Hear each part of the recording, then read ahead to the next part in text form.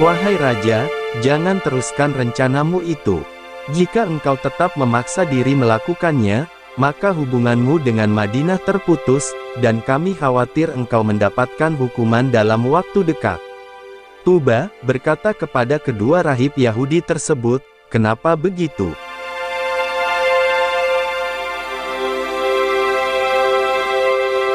Kedua rahib Yahudi berkata, "Karena Madinah kelak menjadi tempat hijrahnya seorang nabi yang muncul dari tanah suci Makkah dari kalangan Quraisy pada akhir zaman, kelak Madinah menjadi negeri nabi tersebut dan tempat menetapnya." Mendengar penjelasan kedua rahib Yahudi tersebut, Tuba membatalkan rencananya. Ia melihat bahwa kedua rahib Yahudi tersebut benar-benar orang berilmu dan ia pun tertarik terhadap perkataan keduanya kepadanya. Kemudian ia meninggalkan Madinah dan beralih memeluk agama kedua rahib Yahudi tersebut. Orang-orang Ansor berkeyakinan bahwa Tuba geram kepada orang-orang Yahudi yang ada di tengah-tengah mereka. Ketika Tuba datang untuk membunuh orang-orang Yahudi tersebut, orang-orang Al-Ansor melindungi orang-orang Yahudi dari serangan Tuba, hingga Tuba meninggalkan mereka.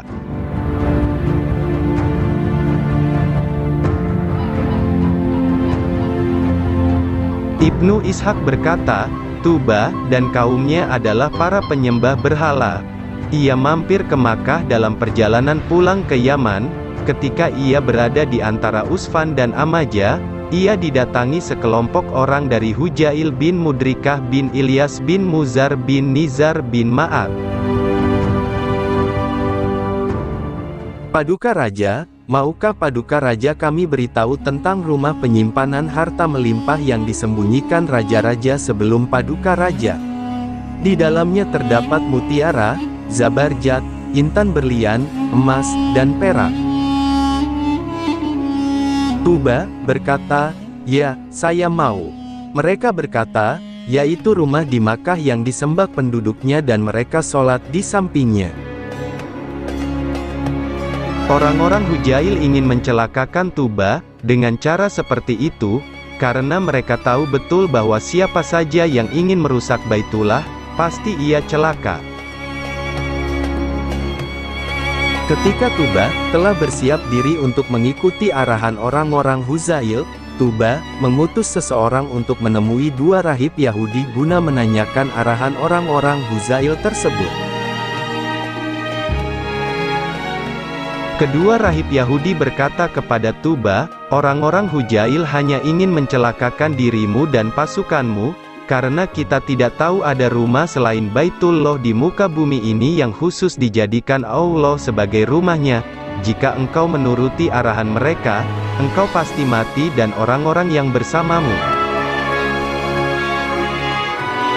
Tuba berkata kepada kedua rahib Yahudi, "Kalau begitu, apa yang kalian berdua perintahkan kepadaku, jika aku datang ke Makkah?" Kedua rahib Yahudi berkata, "Engkau harus berbuat seperti yang dikerjakan penduduknya. Engkau tawaf di samping Ka'bah, mengagungkannya, memuliakannya, mencukur rambut di sampingnya, dan merendahkan diri di sampingnya hingga engkau keluar daripadanya."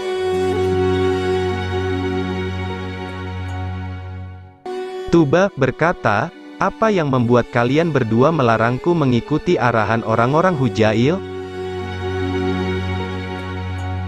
Kedua rahib Yahudi berkata, "Sesungguhnya Ka'bah adalah rumah ayah kita Ibrahim, dan ia seperti yang telah kami jelaskan kepadamu. Namun penduduknya memisahkan kami daripadanya dengan cara mereka memasang berhala-berhala di dalamnya, dan dengan darah yang mereka tumpahkan di sampingnya. Mereka orang-orang kotor dan orang-orang syirik." Tuba memahami nasihat kedua rahib tersebut dan kejujuran nasihat keduanya. Kemudian ia mendekat kepada sekelompok orang dari orang-orang Huzail lalu ia memotong tangan dan kaki mereka.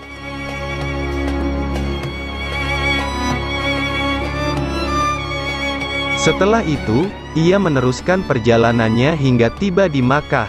Tiba di Makkah, ia tawaf di sekeliling Ka'bah, menyembelih hewan kurban di sebelahnya, mencukur rambutnya, dan berada di sana selama 6 hari.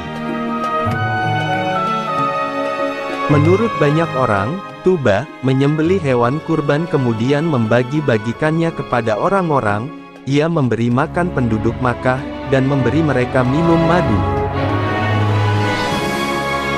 Tuba bermimpi dalam tidurnya mendapat perintah untuk menutup Ka'bah, kemudian ia menutupinya dengan kain kasar. Ia bermimpi lagi agar menutupi Ka'bah dengan kain yang lebih bagus, kemudian ia menutupinya dengan kain ma'afir, jenis kain Yaman. Ia bermimpi lagi agar menutupinya dengan kain yang lebih bagus, kemudian ia menutupinya dengan kain mahal ketika itu yaitu kain al-mala'ah dan al-wasyail.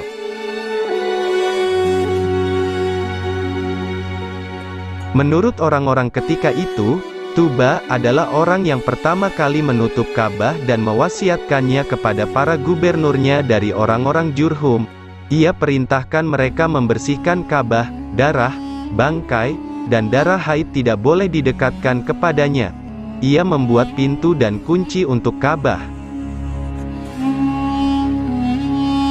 Subayyah binti Al-Ajab bin Zabenah bin Jazimah bin Auf bin Nasr bin Muawiyah bin Bakar bin Hawazin bin Mansur bin Ikrimah bin Hasafah bin Qais bin Ailan, istri Abdu Manaf bin Ka'ab bin Sa'ad bin Taim bin Murrah bin Ka'ab bin Luay bin Galib bin Fir bin Malik bin An-Nadr bin Kinanah berkata kepada anaknya Khalid agar Khalid mengagungkan kesucian Makkah, melarangnya mengganggunya, dan mengingatkannya kerendahan diri Tuba kepada Makkah, dan apa yang ia kerjakan selama berada di Makkah. Anakku, janganlah engkau menzalimi anak kecil dan orang tua di Makkah. Anakku, jagalah kesucian Makkah dan jangan sekali-kali engkau terpedaya oleh tipuan. Anakku, barang siapa berbuat kezaliman di Makkah, ia mendapat balasan yang buruk. Anakku, wajahnya dipukul dan terbakar. Anakku, sungguh aku telah mencobanya kulihat orang yang menzaliminya itu binasa. Allah memberi keamanan kepada Makkah, dan istana-istana tidak dibangun di pelatarannya. Allah memberi keamanan kepada burung-burung Makkah, dan kambing hutan merasa aman di Gunung Sabir, gunung di Makkah. Sungguh Tuba telah datang kepadanya. Kemudian ia menutupi Ka'bah dengan kain habir, kain dari Yaman. Tuhanku merendahkan kekuasaan Tuba di dalamnya. Kemudian ia menunaikan nazarnya di dalamnya. Ia berjalan kepadanya dengan telanjang kaki. Di halaman Ka'bah terdapat 1000 unta. Ia tidak henti-hentinya memberi makan penduduk Makkah dengan daging unta kecil dan unta besar. Ia memberi mereka minum dengan madu asli dan air gandum. Gajah membinasakan pasukannya, mereka melemparinya dengan batu-batu. Dengarkan jika engkau diajak bicara, dan pahamilah akhir kesudahan segala sesuatu. Tuba mengajak rakyat Yaman kepada agamanya. Setelah itu, Tuba pulang ke Yaman bersama pasukannya dan 2 rahib Yahudi. Tiba di Yaman, ia mengajak penduduk Yaman masuk kepada agamanya. Namun mereka menolak ajakan Tuba. Mereka menyerahkan persoalan Tuba kepada api di Yaman.